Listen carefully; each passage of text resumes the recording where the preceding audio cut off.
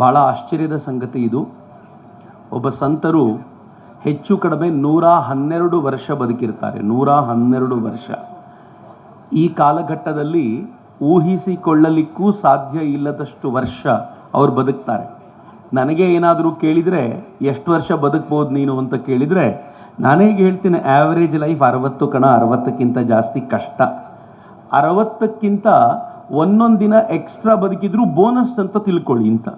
ಯಾರ್ಯಾರು 60ಕ್ಕಿಂತ ದೊಡ್ಡವರಿದ್ದೀರೋ ಹಳೆಯ ಜನ್ಮದ ಪುಣ್ಯವನ್ನು ಗಟ್ಟಿಯಾಗಿ ಕಟ್ಕೊಂಡು ಬಂದ್ಬಿಟ್ಟಿದ್ದೀರಾ ಅಂತ ಇವತ್ತೇನೂ ಹೇಳಕ್ಕೆ ಸಾಧ್ಯ ಇಲ್ಲ. ಆದರೆ ಇಂಥ ಕಾಲಘಟ್ಟದಲ್ಲೂ ಕೂಡ 112 ವರ್ಷ ಹೆಚ್ಚು ಕಡಿಮೆ, 111 ವರ್ಷ 292 ದಿನಗಳು ಆಸ್ಪಾಸ್ ಸ್ವಾಮೀಜಿ ಬದುಕಿದ್ದಿದ್ದು. ಹೆಚ್ಚು ಕಡಿಮೆ 112 ವರ್ಷ ಬದುಕಿದ್ರು.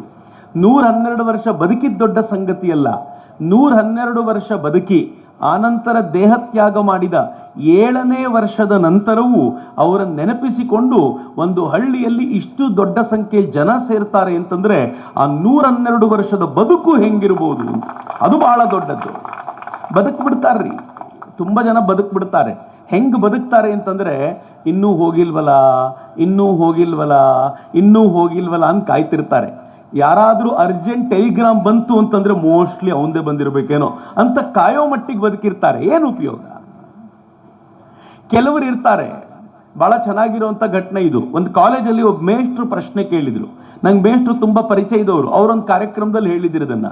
ಪ್ರಶ್ನೆ ಕೇಳಿದ್ರಂತೆ, ಬಹಳ ಚೆನ್ನಾಗಿರೋ ಪ್ರಶ್ನೆ. ಹೆಂಗಿರಬೇಕು ಬದುಕು, ಹೆಂಗಿರಬೇಕು ಅನ್ನೋದಕ್ಕೆ ಉದಾಹರಣೆ. ಪ್ರಶ್ನೆ ಏನು ಅಂತಂದ್ರೆ ಅವ್ರ ಮಕ್ಕಳಿಗೆ ಕೇಳಿದ್ರು, ಕಾಲೇಜ್ ಹುಡುಗರುಗಳಿಗೆ, ನಿಮ್ಮಲ್ಲಿ ಎಷ್ಟು ಜನರಿಗೆ ನಿಮ್ಮ ಮುತ್ತಾತನ ಹೆಸರು ಗೊತ್ತಿದೆ ಕೈ ಎತ್ತಿ ಅಂತ. ತಾತ ಅಲ್ಲ, ಮುತ್ತಾತ. ಎತ್ತಿದ್ದೆ ಕೆಲವು ಜನ ಕೈ ಎತ್ತಿದ್ರಂತೆ, ಮುತ್ತಾತನ ಹೆಸರು ಗೊತ್ತಿರಲಿಲ್ಲ ಬಹಳ ಜನರಿಗೆ. ಮೇಷ್ಟ್ರು ಖುಷಿ ಆಯ್ತು, ಕೆಲವು ಜನರಿಗಾದ್ರೂ ಮುತ್ತಾತನ ಹೆಸರು ಗೊತ್ತಲ್ಲ ಅಂತ. ಇವ್ರು ನೆಕ್ಸ್ಟ್ ಕೇಳಿದ್ರು, ಮುತ್ತಾತನ ಅಪ್ಪನ ಹೆಸರು ಯಾರಿಗೆ ಗೊತ್ತಿದೆ? ತಾತನ ತಾತ. ದೊಡ್ಡ ದೊಡ್ಡವರೇ ಕೈ ಹಿಂಗೆ ಅಂದ್ಬಿಟ್ರು, ನಮಗೆ ಗೊತ್ತಿಲ್ಲ ಬಿಡಿ ಸರ್, ಇನ್ನು ಕಾಲೇಜ್ ಮಕ್ಕಳಿಗೆ ಏನು ಗೊತ್ತಿರುತ್ತೆ. ಎಲ್ಲ ಹುಡುಗರು ಗೊತ್ತಿಲ್ಲ ಅಂತ ಹೇಳಿದ್ರಂತೆ.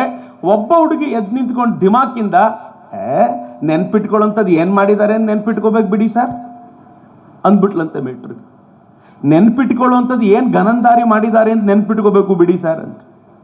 ಮೇಟ್ರು ಸುಮ್ಮನೆ ಕೇಳಿದ್ರು, ನಿಮ್ಮಲ್ಲಿ ಎಷ್ಟು ಜನಕ್ಕೆ ರಾಮ ಗೊತ್ತು ಅಂತ. ಎಲ್ರೂ ಹೂ ಅಂತ.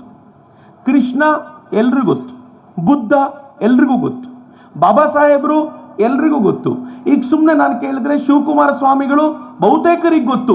ಅವರಿಗೆ ಶಿವಕುಮಾರ ಸ್ವಾಮಿಗಳು ಅಂತ ಹೆಸರು ಗೊತ್ತಿರುತ್ತೋ ಇಲ್ವೋ, ಸಿದ್ಧಗಂಗಾ ಸ್ವಾಮಿಗಳು ಅಂತ ಕೇಳಿದ್ರೆ ಕರ್ನಾಟಕದಲ್ಲಿ ಗೊತ್ತಿಲ್ಲದ ವ್ಯಕ್ತಿ ಯಾರೂ ಇಲ್ಲ ಎನ್ನುವಷ್ಟರ ಮಟ್ಟಿಗೆ ಎಲ್ರಿಗೂ ಗೊತ್ತು. ಮೇಷ್ಟ್ರು ಇದನ್ನು ಕೇಳಿ ಮುಂದಿನ ಪ್ರಶ್ನೆ ಕೇಳಿದ್ರಂತೆ, ನಿಮ್ಮಲ್ಲಿ ಎಷ್ಟು ಜನಕ್ಕೆ ರಾಮ ಮುತ್ತಾತ ಆಗಬೇಕು ಅಂತ? ಯಾರಿಗೂ ಅಲ್ಲ. ಎಷ್ಟು ಜನರಿಗೆ ಕೃಷ್ಣ ಸಂಬಂಧಿಕ? ಯಾರಿಗೂ ಇಲ್ಲ. ಎಷ್ಟು ಜನರಿಗೆ ಬಾಬಾ ಸಾಹೇಬರು ಹತ್ತಿರದ ಸಂಬಂಧಿ? ಯಾರಿಗೂ ಇಲ್ಲ. ಶಿವಕುಮಾರ ಸ್ವಾಮಿಗಳು ನಿಮಗೂ ಏನ್ ಸಂಬಂಧ ಅಂತ ಕೇಳಿದ್ರೆ ಸಂಬಂಧ ಏನಿಲ್ಲ ರೀ. ಮತ್ತು ಅವ್ರು ಗೊತ್ತು, ನಮ್ಮ ಮುತ್ತಾತನ ಹೆಸರೇ ಗೊತ್ತಿಲ್ವಲ್ಲ, ಯಾಕೆ ಹಿಂಗೆ ಅಂತ ಕೇಳಿದ್ರಂತೆ ಮೇಷ್ಟ್ರು. ಯಾವ ಹುಡುಗಿ ದಿಮಾಕಿಂದ ಎದ್ದು ನಿಂತ್ಕೊಂಡು ಮಾತನಾಡಿದ್ಲೋ ಅವಳು ಕಣ್ಣಲ್ಲಿ ನೀರು ಬಂದ್ಬಿಡ್ತಂತೆ. ಅವಳು ವಾಪಸ್ ಎದ್ದು ನಿಂತ್ಕೊಂಡ್ಲಂತೆ, ಸರ್ ನೀವು ಯಾಕೆ ಕೇಳಿದಿರಿ ಅಂತ ಗೊತ್ತಾಯ್ತು ಬಿಡಿ ಸರ್ ಅಂತ. ಮೇಷ್ಟ್ರು ಯಾಕೆ ಕೇಳಿರ್ಬೋದು ಹೇಳಮ್ಮ ಅಂತಂದ್ರೆ ಅವಳು ಹೇಳಿದ್ಲಂತೆ, ಯಾರು ಬೇರೆಯವರಿಗೋಸ್ಕರ ಬದುಕ್ತಾರೋ ಅವ್ರನ್ನ ಬೇರೆಯವ್ರ ಮೊಮ್ಮಕ್ಕಳು ನೆನ್ಪಿಟ್ಕೊಳ್ತಾರೆ, ಸ್ವಂತಕ್ಕೋಸ್ಕರ ಬದುಕಿದ್ರೆ ಸ್ವಂತ ಮೊಮ್ಮಕ್ಕಳು ಮರ್ತೋಗ್ಬಿಡ್ತಾರೆ ಅಂತ ಇವಾಗ ಅರ್ಥ ಆಯ್ತು ಸರ್ ನನಗೆ. ಬದುಕು ಹೆಂಗ್ ಬದುಕಬೇಕು ಅಂತ ಗೊತ್ತಾಯ್ತು ಅಂತ. ನಾನು ಸ್ವಾಮೀಜಿಗಳ ಪದತಲಕ್ಕೆ ಪುಷ್ಪವನ್ನು ಎರಚಬೇಕಾದಾಗ ಅನ್ಕೊಳ್ತಿದ್ದೆ, ಏನು ಬದುಕನ್ನು ಬದುಕ್ಬಿಟ್ರಿ ಸ್ವಾಮಿಗಳೇ, ನಿಮ್ಮ ಬದುಕಿನ 1% ಏನಾದರೂ ನಾವು ಬದುಕ್ಬಿಟ್ರೆ ಈ ಜೀವನ ಸಾರ್ಥಕಪ್ಪ, ಯಾವತ್ತು ಬೇಕಿದ್ರೂ ಕರ್ಕೊಂಡು ಹೋಗುವಂತ ಯಮರಾಜನಿಗೆ ಧೈರ್ಯವಾಗಿ ಹೇಳ್ಬೋದು. ಇಷ್ಟು ಧೈರ್ಯವಾಗಿ ಹೇಳುವ ತಾಕತ್ತನ್ನ ನಾವು ಗಳಿಸಿಕೊಳ್ಳೋದು ಯಾವಾಗ ಅಂತ ಅವ್ರ ಮುಂದೆ ನಿಲ್ಲುವಾಗ ಅನ್ನಿಸ್ತಿತ್ತು. ಅಂಥ ಬದುಕು ಅವರದ್ದು. ನಾನು ಸುಮ್ಮನೆ ಅನ್ಕೊಳ್ಳೋದು, ಇವತ್ತಿಗೆ ಸ್ವಾಮೀಜಿ ಹುಟ್ಟಿ ಹೆಚ್ಚು ಕಡಿಮೆ 120 ವರ್ಷ ಆಗಿರ್ಬೋದು ಆಲ್ಮೋಸ್ಟ್. ಈ 120 ವರ್ಷಗಳಲ್ಲಿ ಎಷ್ಟು ಸ್ವಾಮೀಜಿಗಳು ಬಂದ್ರು ಹೋದ್ರು, ಎಷ್ಟು ಸಾಧುಗಳು ಹುಟ್ಟಿದ್ರು, ಎಷ್ಟು ಸಾಧುಗಳು ದೇಹತ್ಯಾಗ ಆಯಿತು, ಎಷ್ಟು ಜನ ಪೀಠಾಧೀಶರಾದ್ರು. ಆದರೆ ನೆನಪಲ್ಲಿ ಉಳಿಯುವಂಥವರು ಕೆಲವು ಸಾಧುಗಳು ಮಾತ್ರ. ಯಾಕೆ?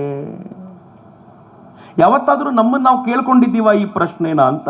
ಅದಕ್ಕೆ ನನಗನ್ಸೋದು ಏನು ಅಂತಂದ್ರೆ, ಯಾರು ಬಿಡ್ತಾನೋ ಅವನ್ ಜಗತ್ತನ್ನು ಅಪ್ಪಿಕೊಳ್ತಾನೆ, ಯಾರು ಅಪ್ಪಿಕೊಳ್ಳುವ ಪ್ರಯತ್ನ ಮಾಡ್ತಾನೋ ಅವನು ಇಡೀ ಜಗತ್ತನ್ನು ಬಿಡ್ತಾನೆ ಅಂತ. ಸ್ವಾಮೀಜಿ ಸ್ವಂತದ್ದೆಲ್ಲವನ್ನೂ ಬಿಟ್ಟರು, ಇಡೀ ಜಗತ್ತನ್ನು ಅಪ್ಪಿಕೊಂಡ್ರು. ನಾವು ಸ್ವಂತವನ್ನು ಎಷ್ಟು ಅಪ್ಪಿಕೊಳ್ಳಕ್ಕೆ ಪ್ರಯತ್ನ ಪಡ್ತೀವಿ ಅಂತಂದರೆ ಈ ಜಗತ್ತಿನಿಂದ ದೂರವಾಗಿ ನಿಲ್ಲುವಂಥದ್ದಾಗತ್ತೆ. ಅಂಥ ಸ್ವಾಮಿಗಳು ಮಾತ್ರ ನೆನಪಲ್ಲಿ ಉಳಿತಾರೆ, ಅದು ಸಿದ್ಧಗಂಗಾ ಶ್ರೀಗಳು. ಸ್ವಾಮಿ ವಿವೇಕಾನಂದರು ಮೈಸೂರಿನ ಮಹಾರಾಜನಿಗೆ ಒಂದು ಪತ್ರ ಬರೀತಾರೆ. ನನಗೆ ಭಾಳ ಇಷ್ಟ ಆಗುವಂಥ ಪತ್ರ ಅದು. ಕಾಲೇಜಿನ ಹುಡುಗರು ಸಿಕ್ಕಾಗಲೆಲ್ಲ ಅವ್ರ ಮುಂದೆ ಈ ಪತ್ರದ 2 ಸಾಲನ್ನು ಮಾತ್ರ ಹೇಳ್ತೀನಿ. ಏನು ಹೇಳ್ತಾರೆ ಗೊತ್ತಾ Swamiji? They alone live who live for others, rest are more dead then alive. ಯಾರು ಬೇರೆಯವರಿಗೋಸ್ಕರ ಬದುಕಿರ್ತಾರೋ ಅವರು ಮಾತ್ರ ಬದುಕಿರ್ತಾರೆ, ಉಳಿದಿರೋರು ಬದುಕಿರೋಕ್ಕಿಂತ ಹೆಚ್ಚು ಸತ್ತೋಗಿರ್ತಾರೆ ಅಂತ. ಯಾಕೆ ಸ್ವಾಮೀಜಿ 120 ವರ್ಷಗಳ ನಂತರ ಇವತ್ತು ಬದುಕಿದ್ದಾರೆ ಅಂತಂದ್ರೆ ಅವರು ಒಂದು ಕ್ಷಣವೂ ಸ್ವಂತಕ್ಕೋಸ್ಕರ ಬದುಕಿರಲಿಲ್ಲ ಅಂತ. ನಾನು ಸುಮ್ಮನೆ ಅವ್ರ ಬದುಕನ್ನು ನೋಡ್ತಾ ಇದ್ದೆ. ಮಾಗಡಿಯ ಒಂದು ಹಳ್ಳಿಯಲ್ಲಿ ಶಿವಣ್ಣನಾಗಿ ಒಬ್ಬ ಬಾಲಕ ಹುಟ್ಟಿದ. ಶಿವಣ್ಣ ಅಂತ ಹೆಸರು. ಶ್ರದ್ಧೆಯಿಂದ ಓದ್ತಾ ಇದ್ದ. ಅವನು ತನ್ನ ಸ್ಕೂಲ್ ಎಜುಕೇಶನ್ ಮುಗಿಸ್ದ. ಕಾಲೇಜ್ ಎಜುಕೇಶನ್ ಮುಗಿಸಿದ ನಂತರ, ಸಿದ್ಧಗಂಗೆಯ ಆ ಭಾಗದಲ್ಲಿ ಮುಗಿಸಿದ ನಂತರ ಅಲ್ಲಿನ ಗುರುಗಳು ಅವನು ನೋಡಿದ್ರು. ಮೊದಲನೇ ನೋಟಕ್ಕೆ ಅನ್ನಿಸ್ತು ಇವನೊಳಗೊಂದು ವಿಶೇಷವಾದ ಶಕ್ತಿ ಇದೆ. ಹೆಂಗನ್ನಿಸ್ತದೋ ಆ ವಿಶೇಷ ಶಕ್ತಿಯನ್ನು ಗುರುತಿಸಿದ್ರು. ಕಾಲಕ್ರಮದಲ್ಲಿ ದೀಕ್ಷೆ ತೆಗೆದುಕೊಂಡ ತರುಣ ಸಿದ್ಧಗಂಗಾ ಮಠದ ಕಿರಿಯ ಶ್ರೀಗಳಾಗಿ ಬೆಳೆದು ಬಂದು ನಿಂತ್ಕೊಂಡು ಏನು ಒಂದು ಮಠದ ಪೀಠಾಧಿಪತಿ ಅಂದ್ರೆ ಏನು ಕಡಿಮೆ ಏನ್ರಿ? ಎಲ್ಲಕ್ಕಿಂತ ಚಂದ ಏನು ಗೊತ್ತಾ? ಎಲ್ಲ ನೀವು ಬೇಕಿದ್ರೆ MLA ಕೇಳಿ, MP ಕೇಳಿ, ಅವ್ರ ಊರಿಗೆ ಹೋದಾಗೆಲ್ಲ ಎಲ್ಲರೂ ನಮಸ್ಕಾರ ಮಾಡ್ತಾರೆ. ಮೊದಲು ಖುಷಿ ಅನ್ಸುತ್ತೆ, ಆಮೇಲೆ ಇದು ಕಾಮನ್ ಅನ್ಸುತ್ತೆ. ಆದರೆ ಅವರ ನಮಸ್ಕಾರ ಪಡ್ಕೊಳ್ಳಿಕ್ಕೆ ಎಷ್ಟು ಕಷ್ಟಪಟ್ಟು ಬಂದಿರ್ತಾರೆ. ಎಲೆಕ್ಷನ್ ಫೈಟ್ ಮಾಡಬೇಕು, ಅದಕ್ಕೋಸ್ಕರ ಖರ್ಚು ಮಾಡಬೇಕು, ಜನರನ್ನ ಜೊತೆಯಲ್ಲಿ ಇರಿಸ್ಕೊಳ್ಬೇಕು, ಜನ ಬೈಯೋರು ಇರ್ತಾರೆ. ಆದರೆ ಪೀಠದ ಮೇಲೆ ಕೂತ್ರೆ ಬೈಯೋರ ಸಂಖ್ಯೆ ಬಹಳ ಕಡಿಮೆ. ಎದುರಿಗೆ ಬಂದವರೆಲ್ಲ ಫಸ್ಟ್ ಕಾಲಿಗೆ ಬೀಳ್ತಾರೆ. ಇದ್ದಕ್ಕಿದ್ದಂತೆ ತಲೆಗೆ ಇರುವ ಎಲ್ಲ ಸಂದರ್ಭಗಳು ಇದ್ದಾಗ ಸ್ವಾಮೀಜಿ ಅವತ್ತೇ ಯೌವನದಲ್ಲೇ ನನ್ನ ಜೀವನದ ಗುರಿ ಏನು ಅಂತಂದ್ರೆ ಶರಣರು ಹೇಳಿದಂತೆ ಬದುಕೋದು ಅಂತ ಅತ್ಯಂತ ಸರಳವಾದ ಬದುಕನ್ನ ತಮ್ಮ ಮೈ ಮೇಲೆ ಏರಿಸಿಕೊಂಡ್ರಲ್ಲ, ಸಾಮಾನ್ಯವಾದ ಸಾಧನೆ ಅಲ್ಲ ರೀ. ನನಗೆ ನಿಮಗೆ 4 ದಿನ 1-2 ರೀಲಿಗೆ ಜಾಸ್ತಿ ಜನರ ಲೈಕ್ ಬಂತು ಅಂತಂದ್ರೆ ತಲೆ ನಿಲ್ಲದಿಲ್ಲ. ಒಂದು ಡಬ್ಬಾ ರೀಲಿಗೆ ಲೈಕ್ ಜಾಸ್ತಿ ಬಂದ್ರೆ ತಲೆ ನಿಲ್ಲದಿಲ್ಲ. ನಾನು ಮಾತಾಡಿರೋದನ್ನ 4 ಜನ ಬಂದು ಚೆನ್ನಾಗಿತ್ತು ಅಂತ ಹೊಗಳಿದ್ರೆ ದಿಮಾಕ್ ಏರ್ಬಿಡುತ್ತೆ, ತಲೆಗೆ ಏರ್ಬಿಡುತ್ತೆ. ಅಂಥದ್ರಲ್ಲಿ ಇಡೀ ಸಮಾಜವನ್ನು ಮುನ್ನಡೆಸುವ ನೇತೃತ್ವ ಸಿಕ್ಕಿದಾಗಲೂ ನನ್ನ ಜೀವನದ ಗುರಿ ಸಾಮಾನ್ಯವಾಗಿ ಬದುಕೋದು ಅಂತ ಶರಣರ ಆದರ್ಶಕ್ಕೆ ತಕ್ಕಂತೆ ಬದುಕಿರಲ್ಲ, ಅದು ಶಿವಕುಮಾರ ಸ್ವಾಮೀಜಿ. ಅಲ್ಲಿಗೆ ನಿಲ್ಲಿಲ್ಲ ಅವರು. ಸಂಗ್ರಹದ ಅವಶ್ಯಕತೆ ಇಲ್ಲ. ಶರಣರು ಹೇಳಿದ್ದು ಅಕ್ಕಿಯ ಆಸೆ ಯಮಗೆ ಕಯ್ಯ, ಅಕ್ಕಿಯನ್ನು ಕೂಡಿಡೋದು ಅರಸನ ಬಾಧೆ, ನಮಗ್ಯಾಕಯ್ಯ ಅಂತ ಶರಣರು ಹೇಳಿದ ಮಾತನ್ನ ತಾನು ಚಾಚೂ ತಪ್ಪದೆ ಪಾಲಿಸ್ತಾ ತನಗೋಸ್ಕರ ಏನನ್ನೂ ಉಳಿಸಿಕೊಳ್ಳದೆ ಎಲ್ಲವನ್ನೂ ದಾಸೋಹಕ್ಕೆ ವಿನಿಯೋಗಿಸ್ತಿದ್ದವರು ಸ್ವಾಮೀಜಿ. ಸ್ವಾಮೀಜಿ ತಮ್ಮ ಬದುಕನ್ನ ಹೇಗೆ ರೂಪಿಸಿಕೊಂಡ್ರು ಅಂತಂದ್ರೆ ಇಡೀ ಬದುಕನ್ನ ತ್ರಿವಿಧ ದಾಸೋಹಕ್ಕೆ. ಬಹುಶಃ ಇಡೀ ದೇಶದಲ್ಲಿ ಅನ್ನದಾನಕ್ಕೆ ಇಷ್ಟು ಸುಂದರವಾಗಿರುವಂತ ಸ್ವರೂಪ ಮತ್ತಾರೂ ಕೊಟ್ಟಿರಲಿಕ್ಕಿಲ್ಲ. ಅನ್ನದಾನದ ಸ್ವರೂಪ ಇಷ್ಟು ಚಂದ ಇರೋದು ನಮ್ಮಲ್ಲಿ ಮಾತ್ರ, ಅದು ಶರಣರ ಕಾರಣಕ್ಕೆ. ಅನ್ನದಾನ ಅಂತ ನಾವೆಲ್ಲರೂ ಮಾತಾಡುವಾಗ ಏನು ಗೊತ್ತಾ? ದಾನ ಮಾಡುವವನು ನಾನು, ತಗೋ ನೀನು ದಾನ ಸ್ವೀಕರಿಸುವವನು ಅನ್ನೋ ಅಹಂಕಾರದಿಂದ ದಾನ ಮಾಡೋದು. ಅನ್ನದಾನ ಅಂದಾಗ ಸ್ವಲ್ಪ ಅಹಂಕಾರ ಇರುತ್ತೆ. ಯಾರಾದರೂ ನಾನು ಅನ್ನದಾನ ಮಾಡ್ತೀನಿ ಅಂತಂದ್ರೆ ತಗೊಳ್ಳೋರೆಲ್ಲ ದಾನ ಸ್ವೀಕರಿಸ್ಲಿಕ್ಕೆ ಬಂದಿರೋರು ಅಂತ. ಆದರೆ ಅನ್ನ ದಾಸೋಹದಲ್ಲಿ ನಿರತನಾಗಿದ್ದೀನಿ ಅಂದ್ರೆ ಏನ್ ಚಂದ ಪದ ಗೊತ್ತಾ? ದಾಸೋಹ ಅಂದ್ರೆ ಏನ್ ಗೊತ್ತಾ? ನಾನು ದಾಸನಿದ್ದೀನಿ, ಈ ದಾಸನಿಂದ ಅನ್ನ ಸ್ವೀಕಾರ ಮಾಡಿ ಅಂತ ಕೇಳಿಕೊಳ್ಳುವ, ಸ್ವೀಕಾರ ಮಾಡಿಕೊಳ್ಳಿ ಎನ್ನುವ ಅತ್ಯಂತ ಶ್ರೇಷ್ಠ ಮನೋಭಾವ. ಸ್ವಾಮಿ ವಿವೇಕಾನಂದರಿ ಮಾತನ್ನು ಹೇಳಿದ್ರು ಬಹಳ ಹಿಂದೆನೆ. ಅವ್ರು ಏನ್ ಹೇಳಿದ್ರು ಗೊತ್ತಾ? ಯಾರಿಗಾದ್ರೂ ಕೊಡುವಾಗ ನಾನು ಕೊಡ್ತಾ ಇದ್ದೀನಿ, ಅವನು ಸ್ವೀಕರಿಸ್ತಾ ಇದ್ದಾನೆ ಅನ್ನೋ ಭಾವದಿಂದ ಕೊಡಬೇಡ, ಸ್ವೀಕಾರ ಮಾಡಲಿಕ್ಕೆ ಯಾರೋ ಒಬ್ರು ಸಿಕ್ಕರಲ್ಲ ಎನ್ನುವ ವಿನೀತ ಭಾವದಿಂದ ಸಮರ್ಪಣೆ ಮಾಡುವಂತ. ಆ ವಿನೀತ ಭಾವದ ಸಮರ್ಪಣೆಯನ್ನ ದಾಸೋಹದ ಸ್ವರೂಪದಲ್ಲಿ ತಂದು ಅದನ್ನು ಏನು ಅಚ್ಚುಕಟ್ಟಾಗಿ ಮಾಡಿದ್ರು. ಅನ್ನ ದಾಸೋಹ ಮಾಡುವಾಗ ಹೇಗಿತ್ತು ಗೊತ್ತಾ? ದೊಡ್ಡ ಸಂಖ್ಯೆಯಲ್ಲಿ ಮಕ್ಕಳು ಬಂದಾಗಿದೆ, ಮಕ್ಕಳಿಗೆ ಅನ್ನಕ್ಕೆ ಕೊರತೆ ಆಗುತ್ತೆ ಅಂತ ಗೊತ್ತಾದಾಗ ಸ್ವತಃ ಸ್ವಾಮೀಜಿ ತಾವು ಜೋಳಿಗೆಯನ್ನು ಹಾಕ್ಕೊಂಡು ತಾವು ಮನೆ ಮನೆಗೂ ಹೋಗಿ ನನ್ನ ಮಕ್ಕಳಿಗೆ ಧಾನ್ಯ ಬೇಕು ಅಂತ ಭಿಕ್ಷೆ ಬೇಡ್ಕೊಂಡು ಬರ್ತಿತ್ತಲ್ಲ. ಜಗತ್ತಿನ ಇತಿಹಾಸದಲ್ಲಿ ಇನ್ನೊಂದು ಉದಾಹರಣೆ ತೋರಿಸ್ಬಿಡಿ ನೋಡೋಣ. ಸ್ವಂತಕ್ಕೋಸ್ಕರ ಅಲ್ಲ,